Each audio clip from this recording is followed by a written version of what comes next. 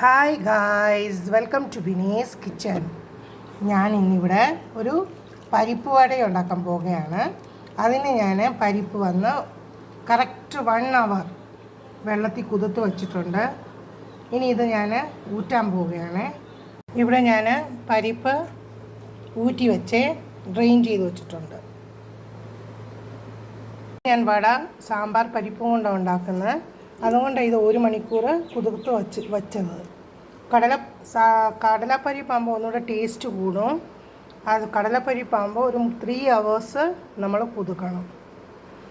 അത് കഴിഞ്ഞ് ഇതിനു വേണ്ടി 2 സവാള, ഒരു പച്ചമുളക്, ഇഞ്ചി, വെട്ടൽമുളക്, നല്ല ജീരകം വേണം. നമ്മളിത് മിക്സി ജാറിലിട്ടൊന്ന് അരയ്ക്കാൻ പോവുകയാണ്. ഇത് അരയ്ക്കുമ്പോൾ ഫൈൻ പേസ്റ്റായിട്ട് അരയ്ക്കാൻ പാടില്ല, ഒന്ന് ചതച്ചെടുത്താൽ മതി. ഇതിനകത്തുനിന്ന് ഞാൻ 2 സ്പൂണ് പരിപ്പെടുത്ത് മാറ്റി വച്ചിട്ടുണ്ട്.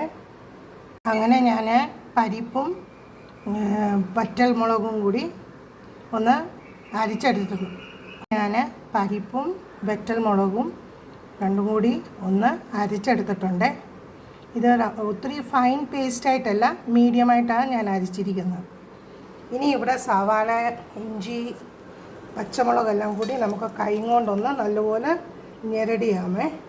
ഇവിടെ പച്ചമുളക്, ഇഞ്ചി, സവാള കൈ കൊണ്ട് നല്ലപോലെ നമുക്കൊന്ന് മിക്സ് ചെയ്യാം. അതിനകത്ത് കരിയാപ്പില ഇട്ടിട്ടുണ്ട്.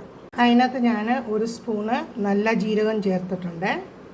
ഇനി ഇതെല്ലാം കൂടി ഇച്ചിരി 1 സ്പൂൺ ഉപ്പിട്ട് നമുക്ക് മിക്സ് ചെയ്യാം.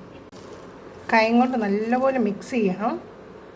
അതിനകത്ത് ഇച്ചിരി മഞ്ഞൾപ്പൊടി ആഡ് ചെയ്യാം, ഇച്ചിരി മുളക് പൊടി ആഡ് ചെയ്യാം. ബട്ട് ഞാൻ അതിനകത്ത് ഇതൊന്നും ആഡ് ചെയ്യുന്നില്ല. ഈ അരച്ചതിനകത്ത് വേണമെങ്കിൽ നിങ്ങൾക്ക് ഇച്ചിരിയും കായപ്പൊടിയൂടെ ചേർക്കാം. ഇവിടെ ഞാൻ കുഞ്ഞു കുഞ്ഞു ബോൾസ് ഉണ്ടാക്കി വെച്ചിട്ടുണ്ട്.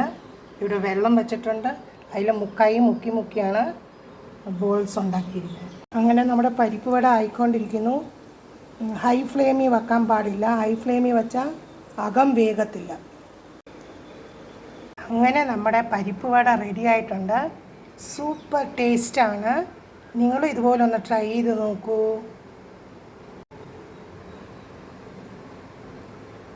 പരിപ്പ് വട നല്ല കട്ടൻ കാപ്പിയുടെ കൂടെ കഴിക്കാൻ നല്ല ടേസ്റ്റാണ്. നമ്മുടെ മലയാളികളുടെ ഏറ്റവും ഇഷ്ടമുള്ള സ്നാക്സാണ് പരിപ്പ് വട.